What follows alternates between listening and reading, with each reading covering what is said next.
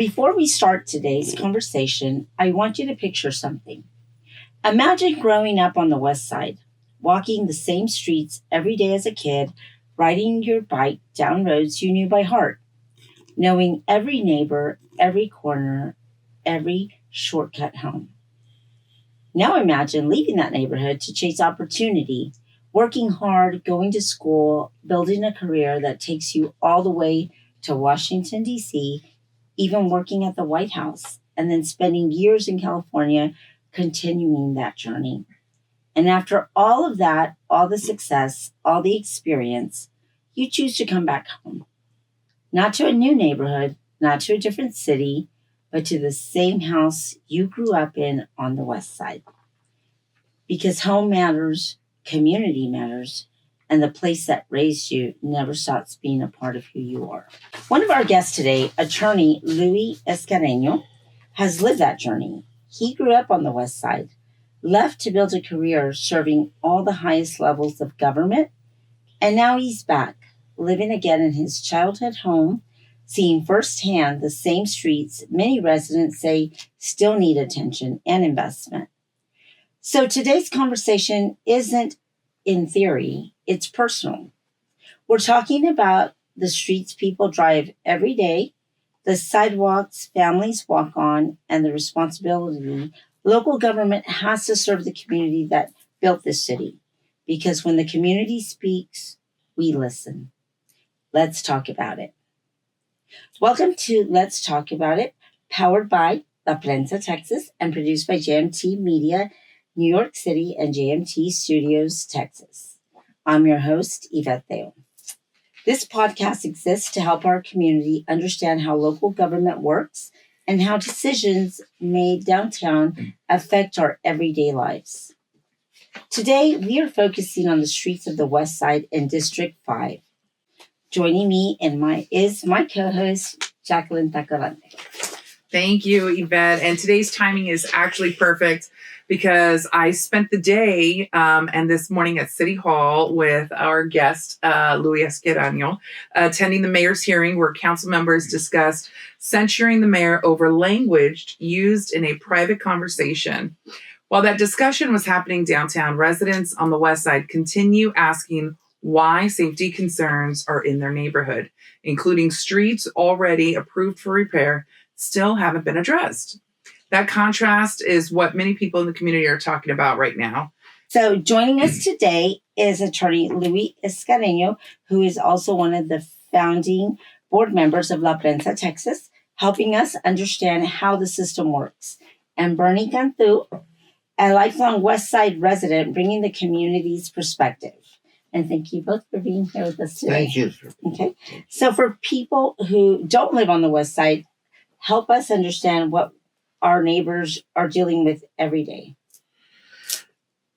Well, the ADA did a lot of changes for the disabled people. So we did get curb cuts from the city and a few other things that are necessary, but they haven't gone far enough. The sidewalks are not very easy to travel. There's cracks all over the place, very narrow. And I, for one, in a wheelchair would not travel on some of those sidewalks. And Louis, in front of your place, because Louis also lives on the West Side, you don't have a sidewalk, do you? I don't remember seeing one the last time I was at your place. Well, on the alley side, there's no sidewalk. Yeah. But on the Martin Street side, there is. But let me step back a little bit and first of all, thank both of you for having us on. Bernie and I grew up as neighbors many, many decades ago, and we both continue to live in the same neighborhood. And I think that the reason why we wanted to visit with you is to bring attention to the fact that even though many, many years have gone by, the same disinvestment that we experienced growing up on the West Side exists today. So that the very corner of Martin and Zarzamora, which is now the site of the refurbished Basilica Rocks, which is a historic building, several $1 million have been spent to restore the building. However, the sidewalks around it are woefully inadequate. And I think they're a great example of the kind of challenges that exist all over the West Side. But this particular corner becomes important because now that the building has been restored, it's a 1 block away from the elementary school. The bus stop that is there is one of the more trafficked or used bus stops in the VIA system. And that street, that very corner, has documented, it's a documented hazardous corner. The city some years ago did a major city of the major corridors all over the San Antonio. That corner of Martin and Zarzamora is one of the areas that experienced the most traffic incidents and accidents. And so in the context of what we're talking about today, it's an example of what hasn't happened over time. Why do you think that is? Because I know that you and I and Bernie, we all shared a post, and the community said, well, call your city council person, call the mayor, call 311. And so has any of that been done? So all of that has been done. We have, Estado West is a coalition of 40 nonprofit groups in zip code 78207 and in the West Side. The Estado West Coalition has formally addressed this issue to the city manager and to the head of streets. The Zarzamora corridor has a plan in place, so there will be improvements to some areas of Zarzamora Street. Let me ask you a question. Because you're an attorney, right? Aside from, first off, I love the fact that you came back to your community. You're from your community, came back to your community, and you're seeing all of these things happen. What are the long-term ramifications if things don't get rectified or don't get fixed? Good point. Because I don't think people are understanding the liability. Right, good question. So part of what we did at Estado West when we communicated with the city manager and with the city attorney, we gave formal notice that this was and is a hazardous situation. The reason why that's important is because once the city is given a registered certified letter that says we in the community are advising you that we have a very dangerous situation, there's foreseeability in law, as it's referred to, and you now know if there's an accident there and you knew as a city that it was exposing a danger, it could pose a danger to an individual, and that individual was injured, then that individual would have a cause of action against the city because the city knew and they didn't fix it.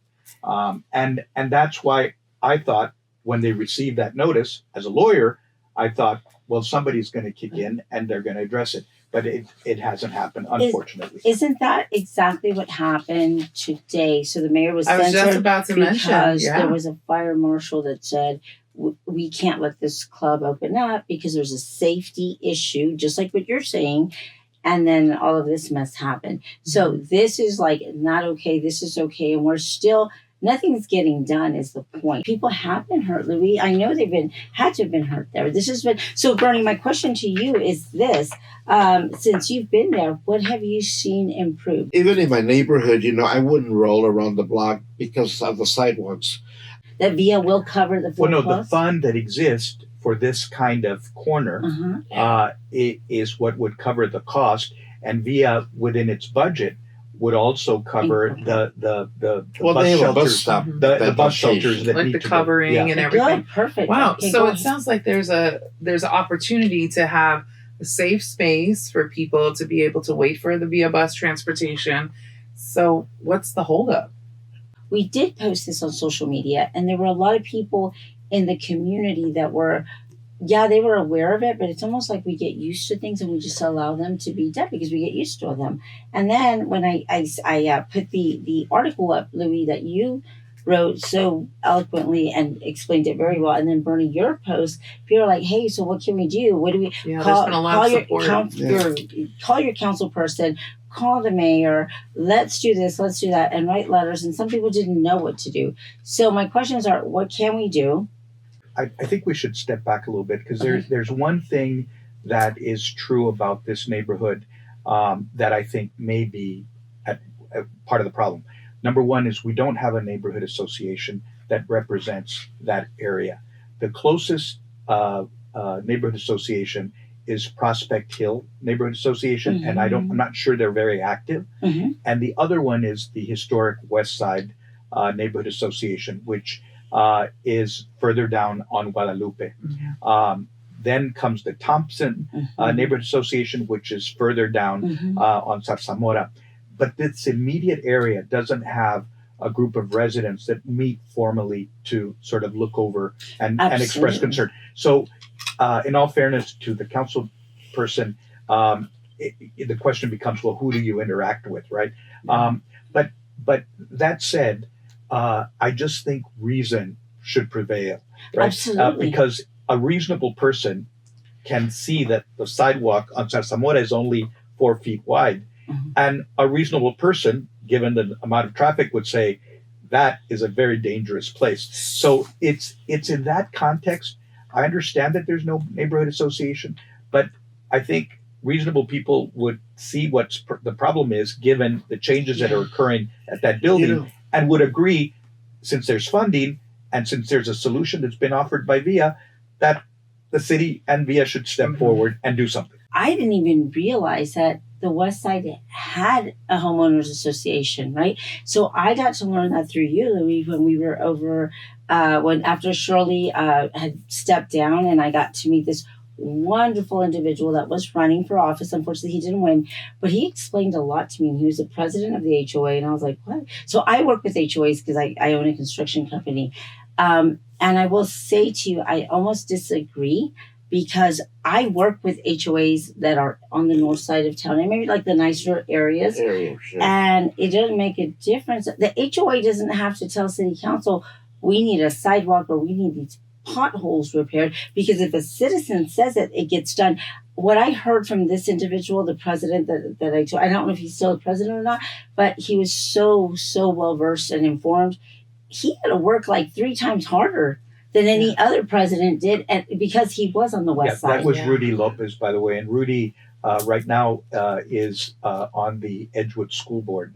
He still continues his leadership, and he still is very active in the Thompson Neighborhood Anybody Association. that could take that man on, and that man would be an asset, because he is so well versed. He did explain that at one point he worked at City Hall, and so he understands the process of, because as a city council member, there's no manual. You don't walk in. There's no training. You got to learn how it works. He already knew, and he would have been a very great asset, I think, in my opinion. And Jaclyn, one of the things that I think is good to reflect on is, I know you've come back to San Antonio after being away for a number of years, but one of the things that's very true about this corner, 78207, the West Side in general, is that it's documented that we have been sort of underinvested, right, as a community. And the reason has to do, very likely, that as a community, we don't speak up,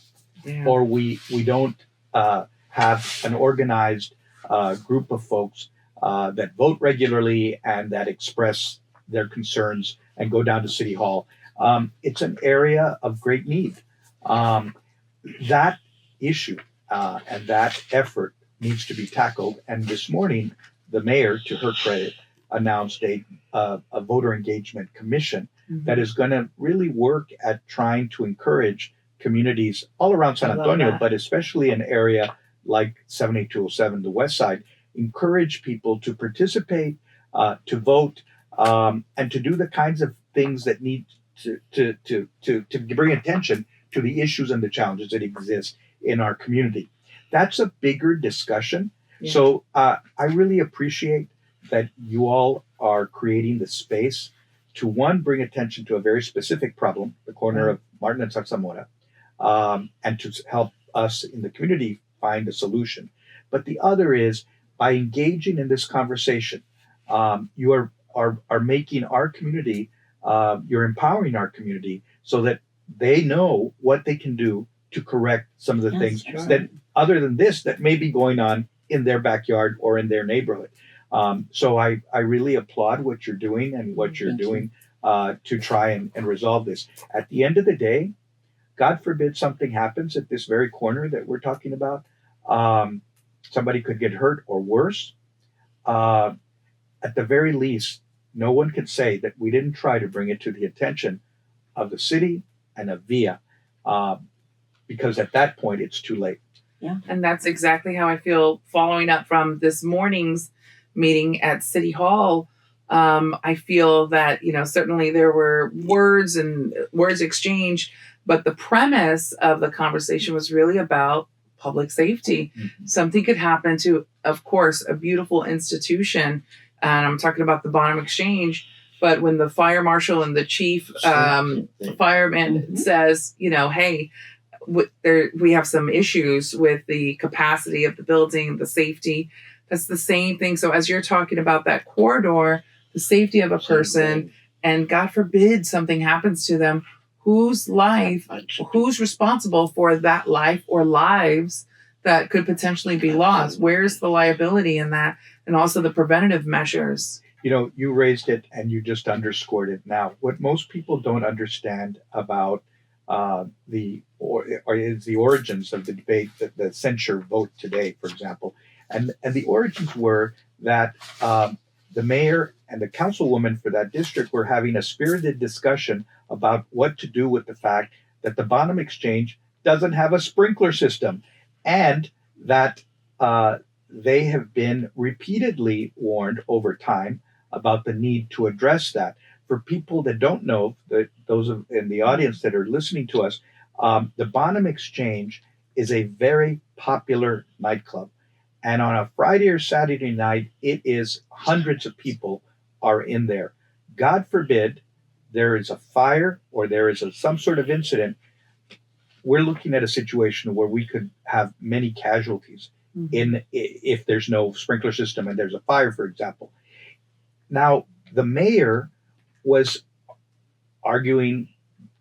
saying that we cannot let this go another year. We have to address this now. Correct. The councilwoman was, maybe to her credit, speaking up for the business and saying from a business standpoint, they're trying to work it out. We ought to give them more time and all of that. The mayor and her position was, the fire marshal is telling me we cannot wait on this. This is a safety issue. That was how this discussion, spirited as it was, that was the basis of it.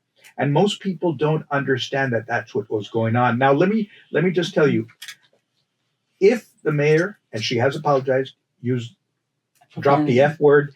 And are we allowed to drop the F word on this show? and if the councilman was offended, the mayor has apologized.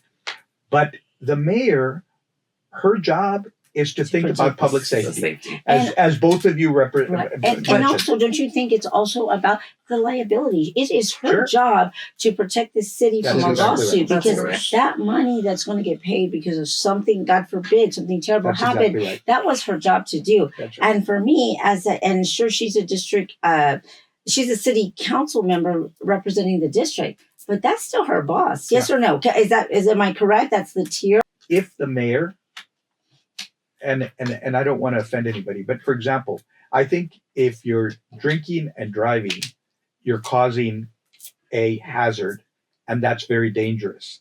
And I think that would be cause to, say, maybe censure somebody because they were drinking and driving and they're a public official or whatever. So you're putting people in danger. When, as a mayor, you're speaking up for the people that could be hurt in a fire situation, and in a spirited way, trying to say, you're wrong about this. We're having a policy debate. And it was a closed door conversation, right. Correct? It was a policy debate. It wasn't like she was physically somehow harming the city councilwoman. And if you're in politics, that's what you do. Well, I was going to mention this. Part of this morning at City Hall, part of my remarks were to also talk about, if you're being flexible with one entity, and I'm not even going to Bonham Exchange, then you have to be flexible with all businesses in development, construction, production, small businesses. Oh, I don't and know. So, What about the residents that are asking for signs to be removed or moved? I know them personally because they call me. They're like, "Do you know how to get a hold of the city council person in District 1? Because I've been calling and they don't answer me, and I've got these signs, and they say nobody can help me except her, but she doesn't respond to my phone calls." And I'm not trying to put anybody out here like this, but I receive these phone calls, Yeah. right? Because Yeah. they don't know who to call, and I don't know why they call me, but they do, and I want to help them. And that's what kind of brought me Yeah. into this, because we are a community newspaper. I am not here to break anybody down, tear anybody down, but we do got to talk about the problem so that we can talk about the Sure. solution. And I don't know what the solution is. And Louis, that's why I ask you, because I know that both of you are very much involved and you've tried to make a difference and you guys go the right channels. Because sometimes we just yell and scream because we don't know what to do. Well, and that's a good point. By the way, we wouldn't be having this discussion if we hadn't tried every avenue to get it fixed. Schedule a meeting, giving the information, taking the photographs, having a meeting on site, and giving the tour. The mayor toured it. Mayor Nuremberg toured it. I mean, it's the head of city, and so we did all this. We followed all the steps, but we're exasperated. So what's going on? I don't know, and I'm sure you don't either. But I really want to know, because when I hear and see these posts where people are saying, "Well, why don't you call your city council person? They're great. Why don't you call the mayor? They're great." And I know that you have, right? Because I know that you try very hard and you do understand more than most of us, because we are not educated in local politics, not in elementary and high school, or even as adults. Unless you try to inform yourself, nobody tells you how this works, right? And so, including just going into city council, I just got voted in. I wouldn't know the first thing what to do, but I won the popularity vote, and I could say I'm going to fix this and I'm going to fix that and I'm going to do all this. Because when people say, "Yeah," once they got in, they didn't do anything. Mm-hmm. And I learned through Rudy that it's not necessarily that they didn't mean to; the intention was there. Yeah, they just don't know how, because there's no way to know. Sure. So if they don't know how, imagine how we feel. So again, if the money's already there, why isn't it done? And my thing is, why does the West Side have to work so hard? Why does the South Side have to work so hard? I don't understand. And I want to know, because I don't know, and I'm not involved in this, because you should see the neighborhood I grew up in. Like, it's like, wow. But again, we don't know what to do. We went in to try to give things to the community, give it away. We are not asking for nothing. We're even going to give you credit, city council. Just let us do this. And I just wanted to give back to the community that helped raise me. And I said, here's 1,000 toys. Let's give it back. If I would have told you how much paperwork, I was like, whoa. Oh, we still weren't able to do it. We had a church that barely let us do it. And they came in 10 people deep to tell us no. I learned about this problem more so because I was talking to some friends, and I said, well, in Zarzamora Street is being done from Southwest Military to Fredericksburg, or however long. Mm-hmm. Why is this corner not included? And they go, oh, it is. I said, it's not. look at your stuff.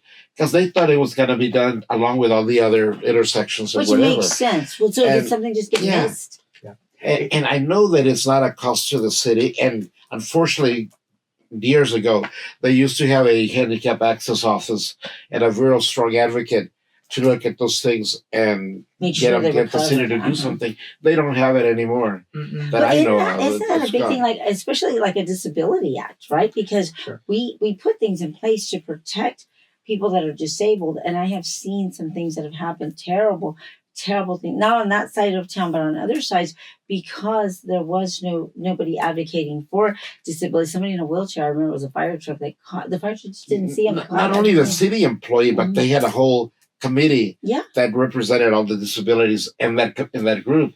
And so they hollered the city, listen a little bit more than now, because they've done some, but if you bring ADA in, I think they're not going to do anything. No, so now what he just said about bringing people in and hollering a little bit. Yeah, no. So I did see on some of the posts that people are interested in rallying. They're like, hey, should we get together? Should we do something? Mm-hmm. But they don't know exactly where to go.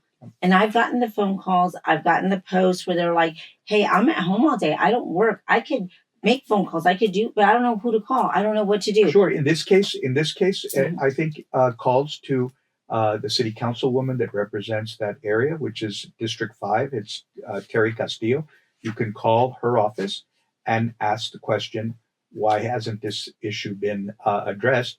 And you can also call VIA and their main number and ask to speak to someone about that corner, and they'll document these calls. So that kind of advocacy can work, because after a while, when they see the number of people that are expressing concerns, it could make a difference. Okay. And again, I appreciate that you all are doing this, because I think it could help move the needle. I think that we can also help to support y'all to pushing this forward. We have on here speaking up at City Hall. So because it's still fresh and everything's based off of my lived experience, even this morning, there were only 12 people that signed up for this morning because it wasn't pushed out there. So clearly there are opportunities to go to speakupsa.com, and you have an opportunity to speak to the dais and to the city council members publicly. I believe you have 2 minutes, 3 minutes about a specific issue. And so I think that's where we can also help with educating folks, pushing it out to let them know how to speak up to your city council members. I forgot one other thing. Yes. So I have asked to be put on the agenda for the West Side Neighborhood Association. I did meet with Graciela Sanchez, who is with the Esperanza Peace and Justice Center. And I also have asked Rudy Lopez and Jenny Martinez Gonzalez, who lives on the West Side, to help connect me with the Thompson Neighborhood Association, and asking them to send letters of concern on our behalf to City Hall and to VIA. In addition to that, yesterday I met with the state director of LULAC, the League of United Latin American Citizens, and I've asked them to look at this from an equity lens.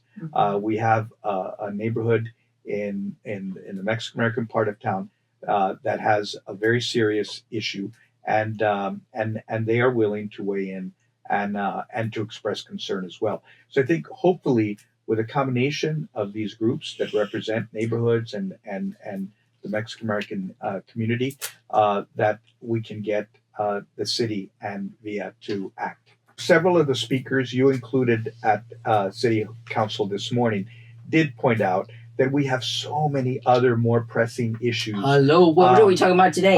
We were talking about public safety. Whether the ICE detention center that's coming to the east side. And then we still have things that are going to be coming up in the state legislature in January, when we have issues before the state and then before the federal government. All of this is like a sideshow. We should be focused on the real issues that San Antonio needs to address as a community. I mean, and I feel like I can say this because I have been removed for 20 years and I am back, diligently going to every meeting, whether it's online or in person, whether it's, and everybody deserves grace. Sure. And so whether it's DWIs or misappropriating funds or what Yvette just said, but the point that I'm trying to make is none of us are completely innocent. Nobody is completely mistakes. innocent. And right now is an opportunity, not just for the Democratic Party, because I also want to talk about the Republican Party. They were really coming through. Shout out to Misty Spears. Absolutely. I was pleasantly surprised and pleased to hear how she identified what the issues were with the censure vote, ways to modify and correct the issue, but to also lend a level of grace to our mayor. And I look forward to us having conversations with Misty Spears and learning more about her. I'm very surprised that they cannot take a strong female as the mayor.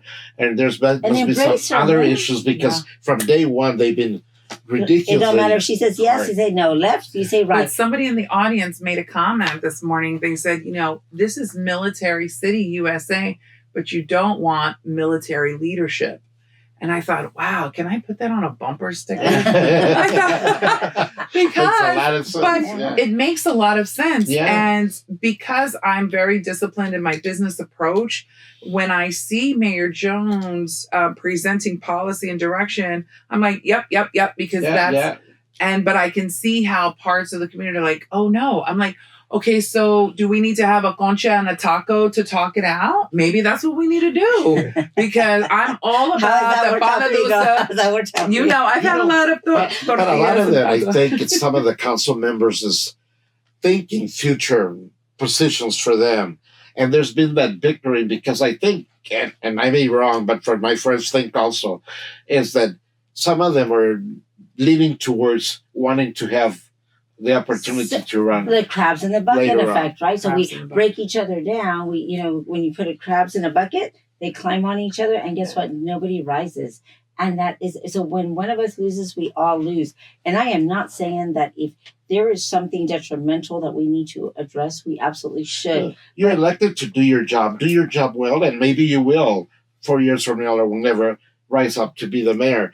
But do your job and stop trying to put somebody else. I'm just trying to be like the Little Mermaid, a whole new world, okay? A whole new world. No crabs in the bucket, Aki. I love that. And you know, and it's just a shame that we are going through this right now. I think, I really want to say again, talking about solution, and I'm not here to. I mean, I could sit there and say, okay, this is wrong in this district because I've done it. I've done the research, right? Just on paper, right? And other than where I live.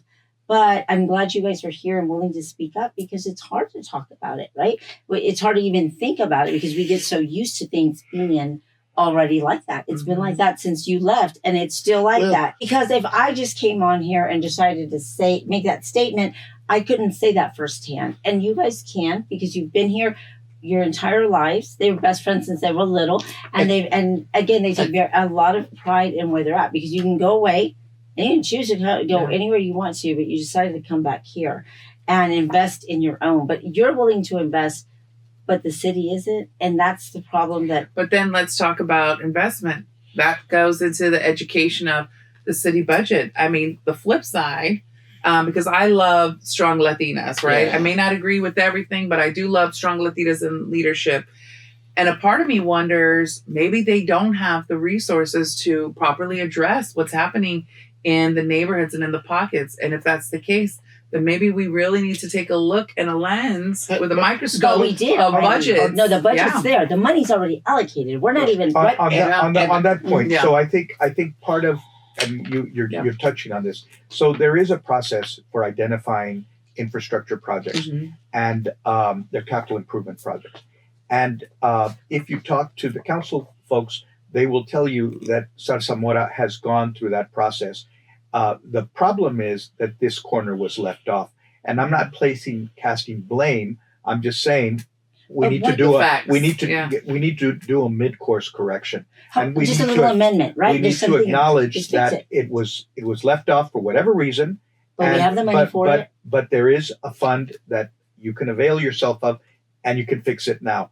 That's where we're at. So why is it so hard to get this done? And so who do we talk to? What do we do? Can a regular person file the amendment? Yeah. And you're dealing with an older neighborhood mostly, and older people live in there, might be included, but a lot of them have problems either getting to the place to meet or whatever, or expressing themselves in English, whatever the problems are. So you've got to reach out to them in their way of being.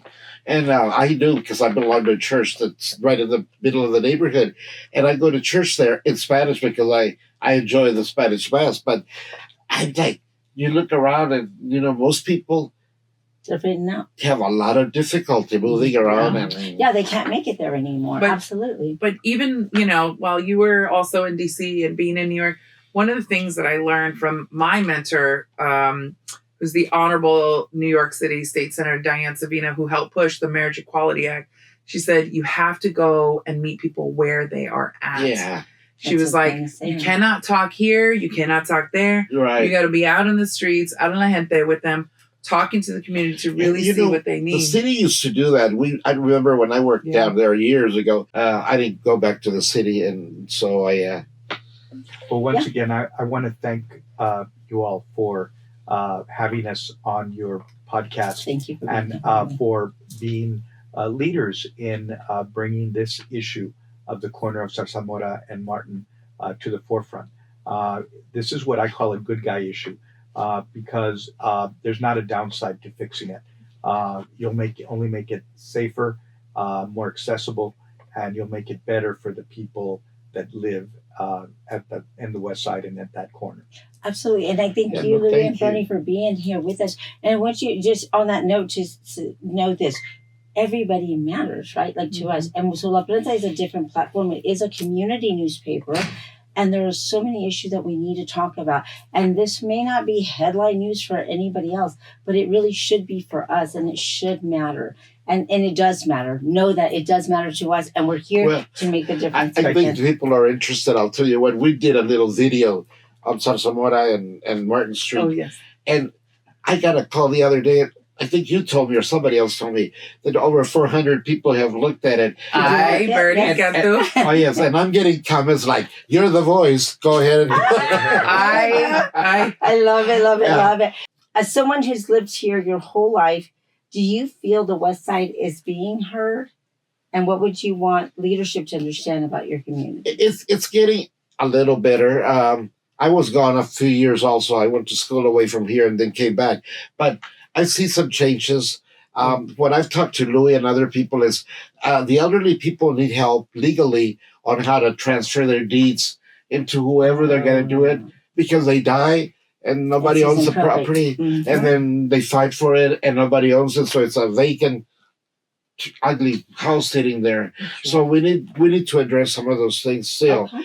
But I think it's gotten better. A lot of people have invested money in their own homes and fixing them up. We're not there yet, but it's moving in that direction. Well, And I'm leadership.